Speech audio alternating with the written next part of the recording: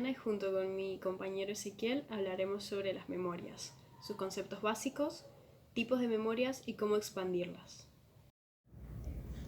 Las memorias electrónicas son dispositivos encargados de almacenar información en forma de estados lógicos binarios, ceros y unos. Estos ceros y unos pueden ser guardados como datos temporales o permanentes, o también como instrucciones, todo dependiendo del tipo y la clasificación de la memoria que se esté utilizando.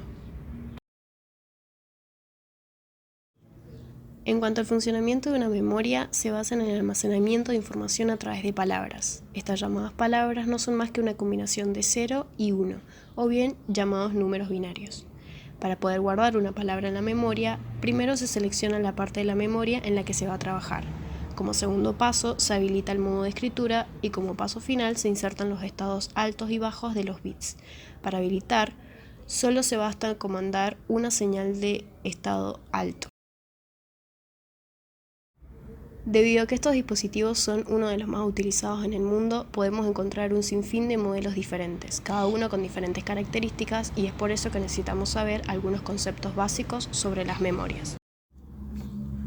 Todas las memorias están divididas en diferentes secciones, principalmente en escritura y lectura. A cada una de estas divisiones se le asigna un indicador, y para poder acceder solo es cuestión de introducir el indicador, o mejor conocido como dirección.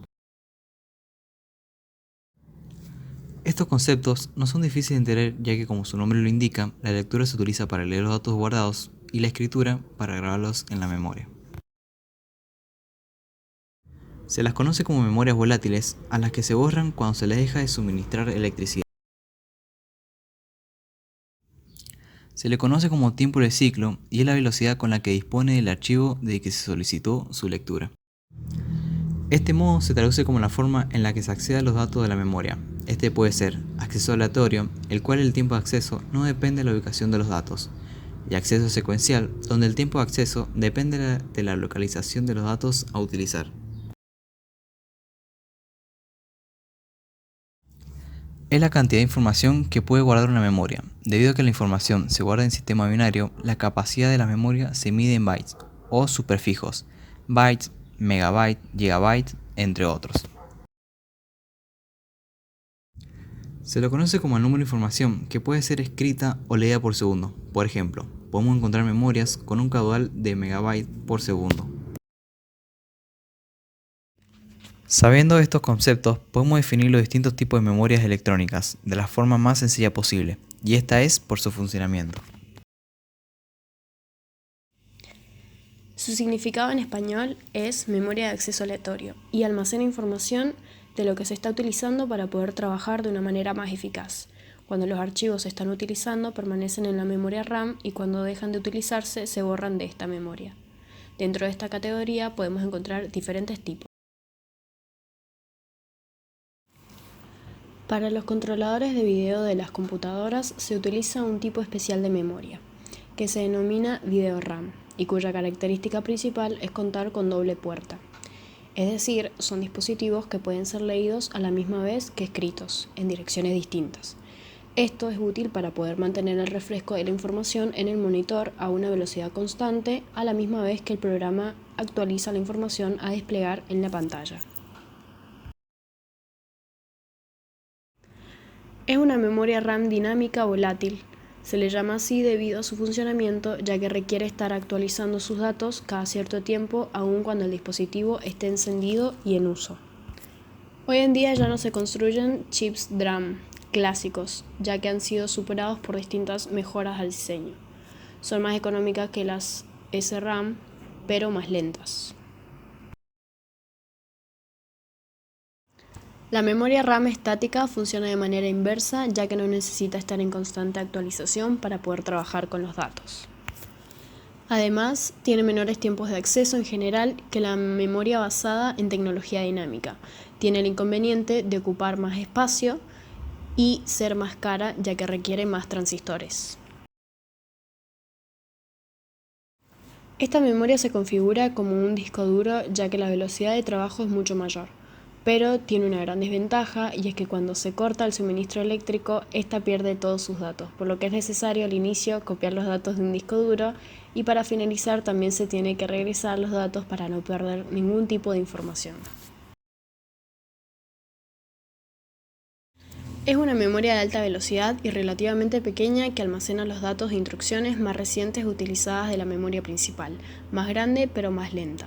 Su aplicación se implementa con las memorias SRAM, las cuales son más rápidas en comparación con las memorias DRAM, también utilizada en caché. Básicamente, el controlador de la caché adivina qué área de la lenta memoria dinámica necesitará a continuación la unidad central del proceso y mueve el contenido de dicha área a la memoria caché para que esté lista cuando sea necesario. Este tipo de memoria, como su nombre lo indica, es una memoria de solo lectura, y su información es permanente ya que una vez que son grabados los datos no se pueden alterar ni borrar. Este dispositivo es un no volátil ya que aún interrumpiendo el suministro eléctrico se mantienen los datos guardados. La información que se guarda en esta memoria es crítica y se graba desde la fabricación de esta.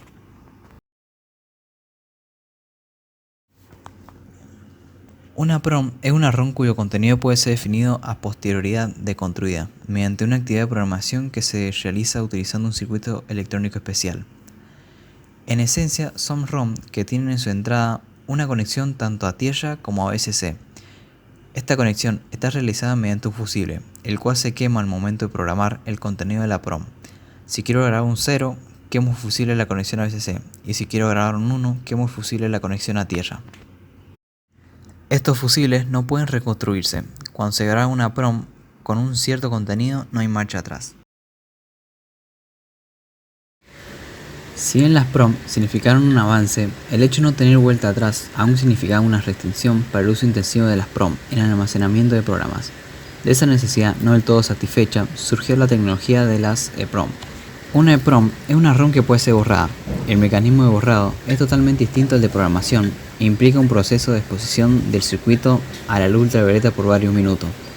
La gran ventaja es que puedes reutilizar las EPROM muchas veces borrando su contenido y grabando uno nuevo.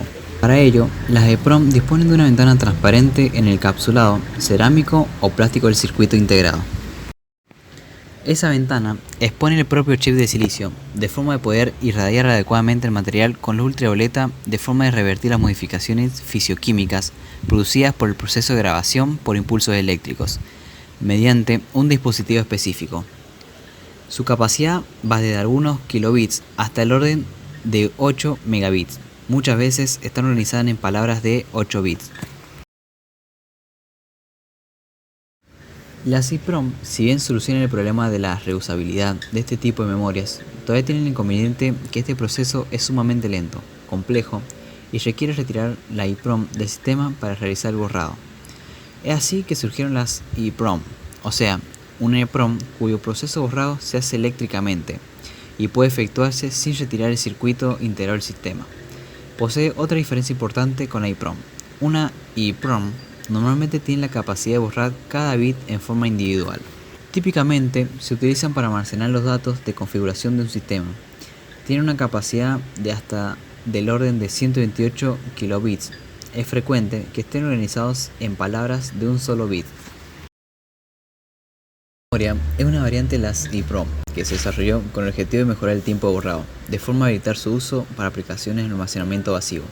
Si bien el nombre está asociado al concepto de velocidad, el nombre se origina en la similitud que uno de sus creadores veía entre el proceso de borrado y el destello del flash de una cámara de fotos. Su aplicación más difundida es la de almacenamiento masivo, ya que su tiempo de acceso es varios órdenes de magnitud menor que la de dichos dispositivos. Las capacidades de los chips llegan en la actualidad a la del orden de 256 gigabits y están organizados en palabras de 6 o, más habitualmente, 16 bits. En la siguiente imagen se puede ver la parte interna de una memoria USB, que actualmente se usa para almacenar información en forma transportable, lo que antes se hacía con disquetes. Las memorias disponibles se pueden ampliar para incrementar la longitud de palabra, o sea, número de bits en cada dirección, o la capacidad de palabra, es decir, número de direcciones diferentes, o ambas. La expansión de memoria se consigue añadiendo el número apropiado de chips de memoria a los buses de dirección, datos y control. También se presentan los módulos de expansión de memoria SIM, DIM y RIM. Para aumentar la longitud de palabra de una memoria, el bus de datos debe aumentarse. Por ejemplo, se puede conseguir una longitud de palabra de 8 bits utilizando memorias, teniendo en cada una de ellas palabra de 4 bits. Como se puede ver en la parte B, el bus de direcciones de 16 bits se conecta normalmente a ambas memorias, de modo que la memoria combinada tenga el mismo número de direcciones que cada memoria individual. Los buses de datos de 4 bits de las dos memorias se combinan para formar un bus de datos de 8 bits. De este modo, cuando se selecciona una memoria, se producen 8 bits en el bus de datos, 4 para cada memoria. Cuando las memorias se amplían para incrementar la capacidad de palabra, el número de direcciones se aumenta. Para conseguir este incremento, el número de bits de direcciones se debe aumentar como se ilustra en la imagen, en la que se expanden 2 RAM de 1 MB por 8 para formar una memoria de 2 MB por 8. Cada memoria individual tiene 20 bits de direcciones para seleccionar 1.048.576 direcciones, como se muestra en la parte A. La memoria expandida tiene 2.097.152 direcciones y por lo tanto requiere 21 bits de dirección, como se muestra en la parte B. El bit de dirección número 21 se utiliza para activar el chip de memoria adecuado. El bus de datos de memoria expandida resultante sigue siendo 8 bits. La memoria se suele suministrar en forma de módulos de memoria, los cuales son pequeñas tarjetas de circuito impreso que disponen de los chips de memorias en cantidad y organización adecuada para el tamaño de palabra soportada por la arquitectura del procesador utilizado. Estas tarjetas de circuito se insertan en zócalos previstos en las placas principales de las computadoras a tales efectos.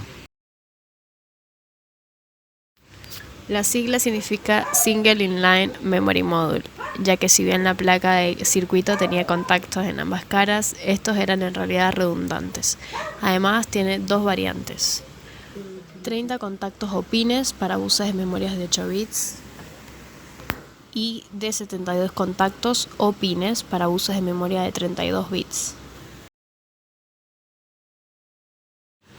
Fueron la evolución de los SIM asociado con la aparición de las IRAM y la arquitectura de memoria de 64 bits. La sigla significa Dual Inline Memory Module. Existen variantes con distinta cantidad de contactos: 168 contactos o pines, 184 contactos y 240 contactos.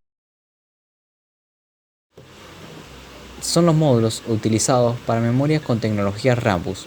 También hay variantes con distinta cantidad de contactos: 188 contactos o pines y 232 contactos o pines. Este tipo de memoria está formado por una disposición de registro de desplazamiento. El término FIFO hace referencia al funcionamiento básico de este tipo de memoria, en la que el primer bit de datos que se escribe es el primero que se lee. En la imagen se ilustra una diferencia importante entre un registro de desplazamiento convencional y un registro FIFO. En un registro convencional, un bit de datos se desplaza a través del registro solo cuando se introducen nuevos datos. En un registro FIFO, un bit de datos atraviesa el registro hasta situarse en la posición del bit más a la derecha que esté vacía.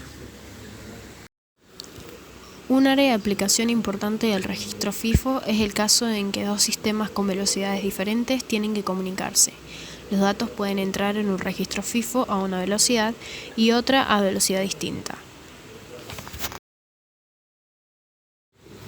En una memoria LIFO, la última información introducida en la memoria es la primera en extraerse.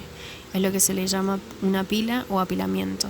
Estas memorias especiales se crearon para liberar a la CPU de gran parte de la labor de supervisión y controlar al realizar algunas operaciones del tipo de manipulación de datos, memorizándolos y extrayéndolos a una secuencia establecida.